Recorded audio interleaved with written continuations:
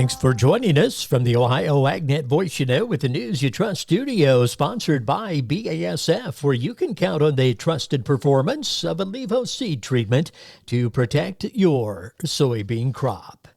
Dale has our update from the Ohio corn and wheat growers. Dale? Joining me is Eric Tipton, Fayette County farmer and incoming president of Ohio Corn and Wheat Growers Association. Eric, when we talk about membership, the nice part about it from an outsider looking in is you can be a member, and when 5 or 6 people go to Washington, they don't just speak on behalf of their farms, they speak on behalf of a bigger membership, and that's got to be a large responsibility, but a great opportunity as well.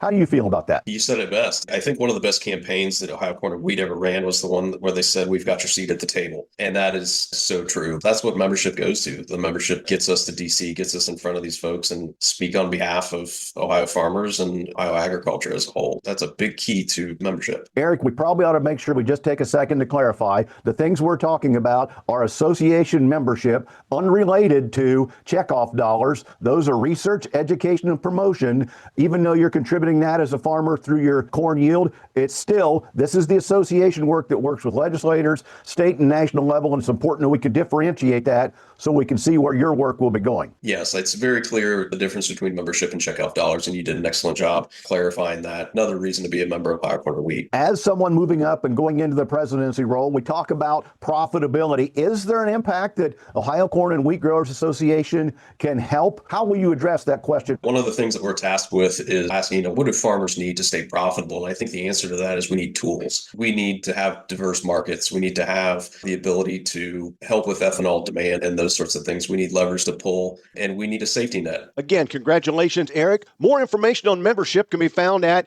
ohiocornandwheat.org.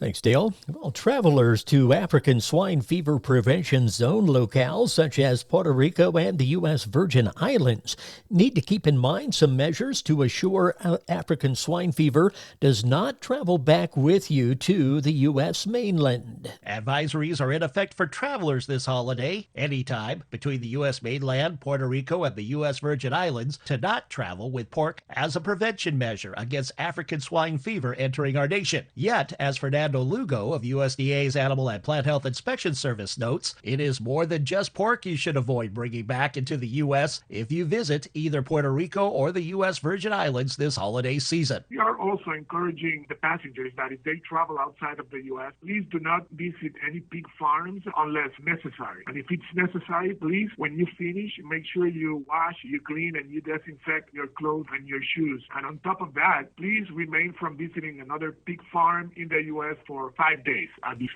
More details on ASF and prevention are available online at www.aphis.usda.gov/stop-ASF. All one word. I'm Rod Bain reporting for the U.S. Department of Agriculture in Washington, D.C. Leaders of the House Agriculture Committee say Congress may need to step in with at least $10 billion in additional aid for U.S. farmers beyond the $12 billion Farmer Bridge Assistance Program announced by the Trump administration.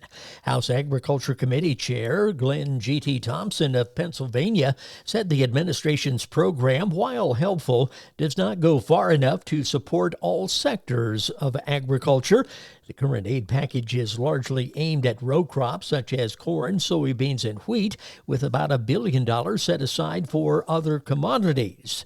USDA Undersecretary Richard Fordyce said budget constraints make a second aid package from the agency unlikely, leaving Congress as the primary option for more support. The markets, they're coming up next. Nearly 90% of farmers say that financial worries, constantly changing market conditions, and other uncontrollable variables take a toll on their mental well-being. Add in the weather and family dynamics, well, it's a lot to handle alone. But did you know farmers and their families can receive free confidential services from licensed professionals? Support is available 24/7 to help with the challenges you face. Look for Farm Family Wellness Alliance under the Resources tab at farmfoundation.org. Take care of yourself. Your well-being matters. So many things that can have an impact on agriculture are out of the farmer's control. Yet when the weather doesn't cooperate, markets go lower, or equipment breaks down, the farmer blames themselves. Hi, I am Nathan Brown, a Highland County farmer and a member of the Ohio Farm Bureau Board of Trustees. If you or someone you know is struggling with stress on the farm, text 4HOPE to 741-741 or go visit gotyourbackohio.org. A message from the Ohio Farm Bureau Federation. The market's brought to you by Seed Consultants. Simply better performance. Online at seedconsultants.com. At the Board of Trade, March corn 447 up 3 1/4. May corn 454 1/2 up 3. January beans 10.53 1/4 up 4. March beans $10.65 up 5 1/2. July wheat 537 1/4 up 5 1/2. At the Mercantile Exchange, December cattle 230.72 up 32 cents. February hogs 85.35 up 85 cents. March feeder cattle 340.50 up $1.10. This is the Ohio AgNet.